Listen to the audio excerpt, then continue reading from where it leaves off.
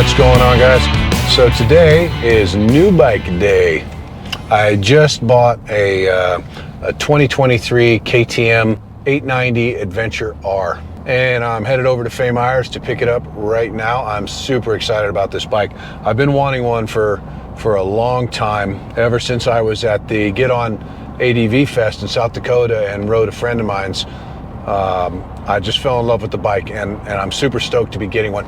So I bought a 23 over the 24, which I could have had for an extra like $500 for the current model year. For the 24, KTM put an O2 sensor in the catalytic converter. So for the foreseeable future, there's no workaround for that as far as putting a new exhaust system on it. So I bought the 23. I've already ordered the decat and the muffler for it. But like I said, I'm super stoked to pick up this bike. Here we are, right out in front of the shop. We'll zip in there and pick up this new bike. So let's go check it out.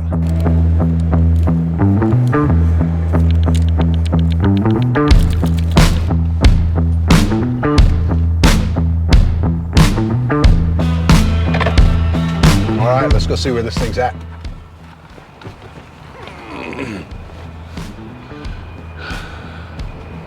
Yeah, like I was saying, super excited to pick up this new 890. You know, I've really enjoyed my my BMW 1250 GS Adventure, but the more I find myself doing more and more kind of technical or gnarly style of off-road riding.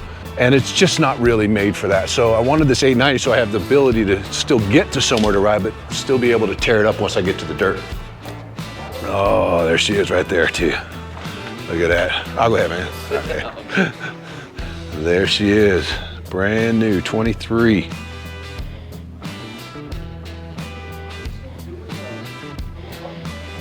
Totally digging the colors on it too. I'm gonna put some graphics and stuff on it too, right? Make it a little bit more my speed. But man, look at this bike. She is bitching.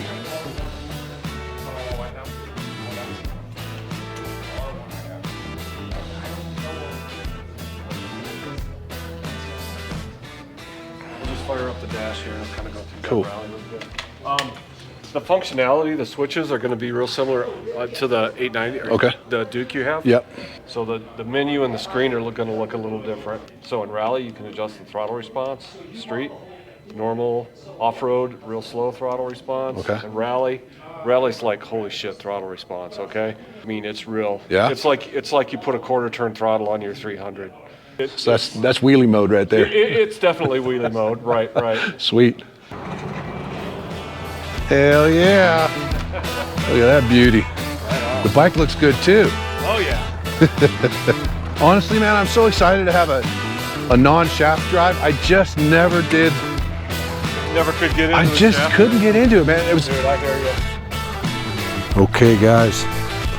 Got my little briefing from Mike there about all the stuff I need to know about the bike, and she is officially mine now. So let's get on it, take it around for a little bit, tell you what I think about my first impressions on the bike are. Ready to race. I gotta tell you, I'm so excited about this bike. I've owned a lot of bikes. I currently have quite a few bikes, but I am just, man, I'm so excited about this bike.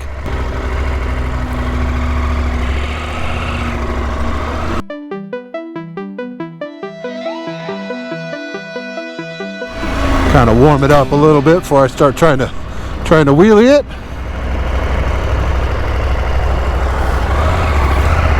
Definitely a little bit different seating position than I'm used to on the GS, obviously. I'm definitely going to need to make a few ergonomic adjustments to the bike. The shifter is set a little high for me, but I am wearing street shoes too, so it might be better with some riding boots on. Feels very smooth. There is 0 miles on this odometer. That new bike smell, right? So first impressions, my feet are in a pretty comfortable position. I'm 6'4", you know, so I always look at things from a little bit different viewpoint than the average rider. So this is comfortable for me. The seat is rather stiff. I'm sure that will soften up as time goes by. For having knobbies on it, very little handlebar vibration. It feels very smooth. Honestly, at 50 miles an hour, I don't feel any wind on my helmet at all. I feel some crosswind, but nothing from the front. Wow, yeah, the throttle response in rally is definitely much more snappy than in the street mode. Oh yeah, that was perfect. Wow.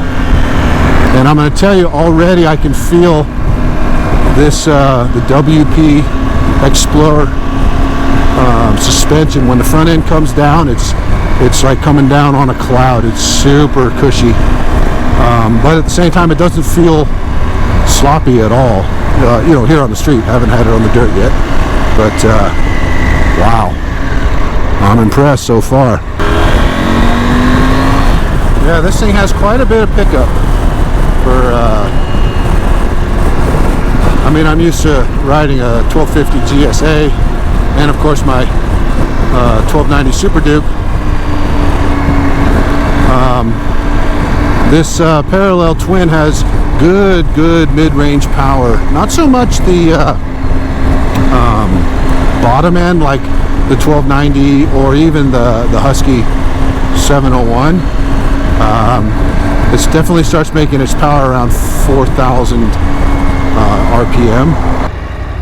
One of the things I'm kind of surprised about, and I'm sure there's a reason why they're doing it, but the 890 comes with a cable actuated clutch as opposed to a hydraulic clutch.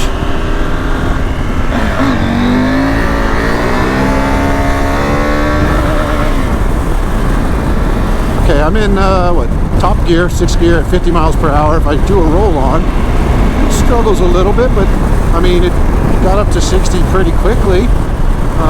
Maybe it wasn't struggling, maybe it just feels very smooth.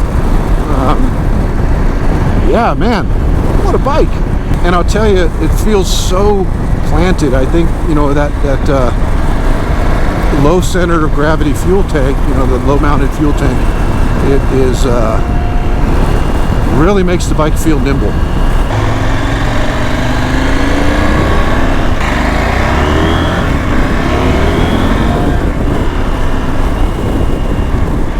Okay, so that was a very fun ride home from the dealer with my brand new KTM 890 Adventure R. Like I said, I am so excited about this bike. There's just so much. There's so much so many possibilities with this bike.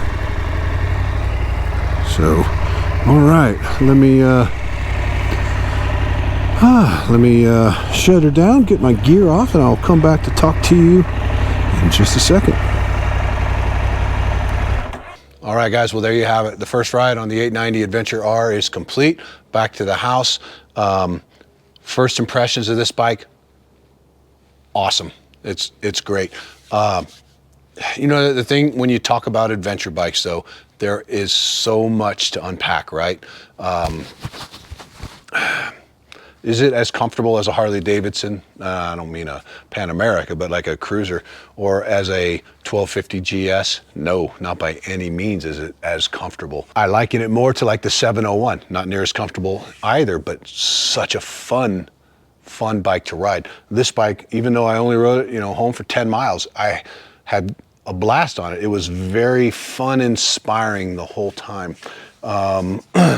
Couple of things already that I've identified that gotta go, right? The mirrors here, gotta put some double takes on them.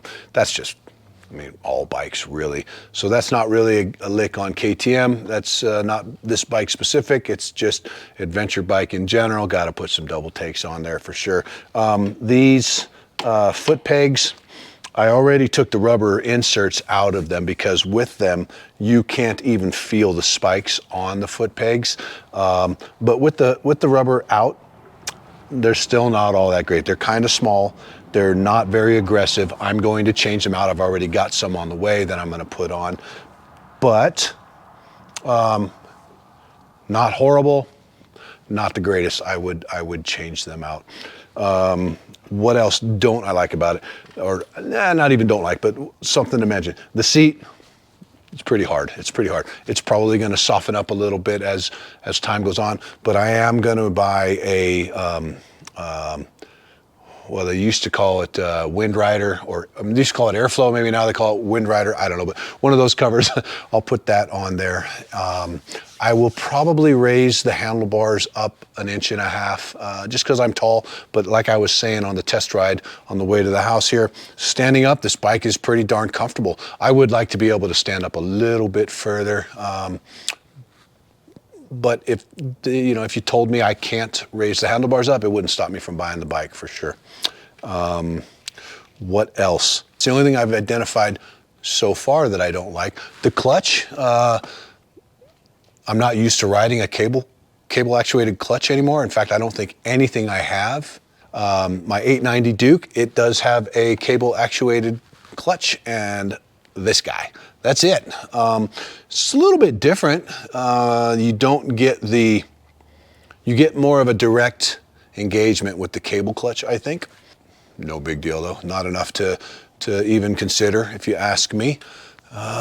What else? I do like the TFT. It's the same TFT that's on my Super Duke. I think it's a 5-inch screen, if I'm not mistaken, maybe 5.5-inch screen. Pretty good. The buttons on the handlebars here, they're kind of goofy. They feel like they're flat, but they're actually, you have to push them more towards the inside center of the button configuration there. And I did have some thicker gloves on because it's only about 55 degrees out today. Not really that big of an issue, okay? The turn signal is quite big. The turn signal button, it's really out. You're not going to miss it. It engages very solidly, and then to disengage, it's a very solid push in to disengage. So that's cool. For those of you I don't always use my blinkers, but when I do, I almost always leave them on accidentally, or think I turned it off, but I didn't. Okay, the windscreen. I wasn't on the highway, I was only on city streets, but I did hit speeds of 60, 65 miles an hour and super comfortable. I did not feel any buffeting on my helmet, so that's really great. In closing, I would say that I see so much possibility for this bike. Now I'm gonna order a graphics kit. One thing I will say, so these, the graphics on the bodywork here, they are not stickers. They're impregnated into the molding, right? So what that means to me is when I put my graphics kit on it, I don't have to worry about this bleeding through or showing through in the bumps and stuff, right?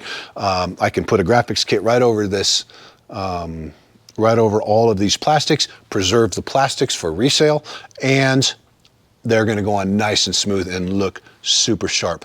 One really cool thing about this 890R, I don't know if it's for all of them, and I believe it is for most of the Adventure series from 2017 till current. At the top of the top tube, there is a pre-tapped and drilled slot for a Scott's style damper if you wanted to put that on the bike. It does come with the WP damper underneath the head tube.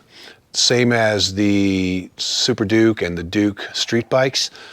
It's known to not be all that great, but you can also pull that off, pull the guts out and put some thicker steering oil in there, and they say that cures it up real quick too. So, but just things like maybe a case, a nice aluminum or billet case saver, some, maybe a different, maybe gear a little bit bigger in the rear.